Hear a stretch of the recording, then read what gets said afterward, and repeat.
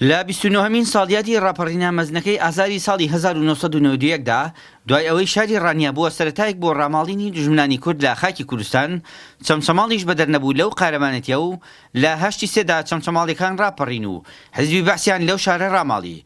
لە ئێستاشدا بەشداربووانی ڕاپەڕینی چەمچەماڵ بە شانازیەوە باز لەو ڕۆژە مێژوویە و دەستکەوتەکانی ڕاپەڕین دەکەن.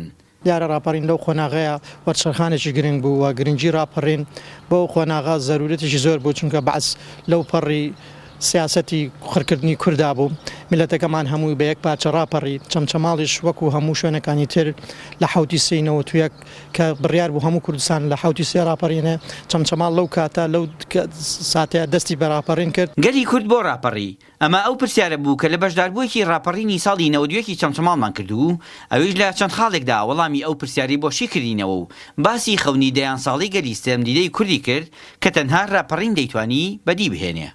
وەکو ئەوەی کە ئێمە وردبینی ئەەکەین یان بەداداچوون ئەەکەین بۆ بیرروبۆچوونی خۆمان و ئەگەڕینەوە بۆ ئەو زەمەنە مێژوویە لە 4 خاڵ داتوانم کۆی کەمەوە.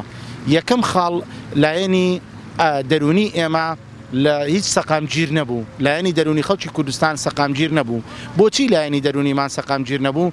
چونکە خەڵکێکی زۆر لە هەرێمی کوردستان کە ئەو کات کوردستانی باکوور و حکمی زاتی بوو خەڵکێکی زۆر ئەنفال کرابوو. 2 ساڵ بەسەر ئەنفالات تێپەڕی بوو. لایەنێکی تر ئەوە بوو لە ڕووی ئابووریەوە ژنانی دوای ئەنفال سەربەرزانە بە گوڵەچنا بە نانەسچێ مناڵەکانیان پەروەردا کرد کە ئێستا خۆشبەختانە دەبینین زۆرینەیان لە ئاستی مامۆستای زانکۆ و پزیشک و ئەندازیاران. ئەوانە ئەبەو شێوەی ئیشانە کرد.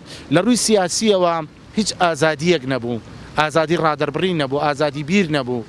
لە ڕووی ئەمن و ئاسایشەوە کەس ئەمن و ئاسایشی نەبوو، نەت ئەزانی چ کاتێک ئەمن دێتە سەر ماڵەکەت و کۆتایی بە ژیانت دێنێ. ئەمانە هۆکار بوون. لە ڕووی داگیرکاریەوە حکومەتی بەعس یەکێ بوو لەو داگیرکاریانەی کە زۆرینەی زەویەکانی ئێمەی کردبوو بە ئەرزی محەڕەمە، بەڵام ئێستا ئەبێ ئەمانە بیکەین بەوانەی مێژووی. 29 ساڵ لەمەوبەر جەماوەری چاونەترسی چەمچەماڵ بە پشتیوانی پێشمەرگەکانی یەکێتی نیشتیمانی کوردستان لە دژی زوڵم و زۆری حزبی بەعز ڕاپەڕین و توانیان چەمچەماڵ بکەنە چوارەمین وێزگەی هەڵگیرسانی مەشخەڵی ڕاپەڕین و ئامانجی ملەتی کوردیش لە ڕاپەڕین بەدیهێنانی ئازادی و دیموکراسی نەتەوەکەی بوو. هەر بۆیە 8 هەموو ساڵێک لە قەزای چەمچەماڵ ئەو یادا بەرز ڕادەگیرێت.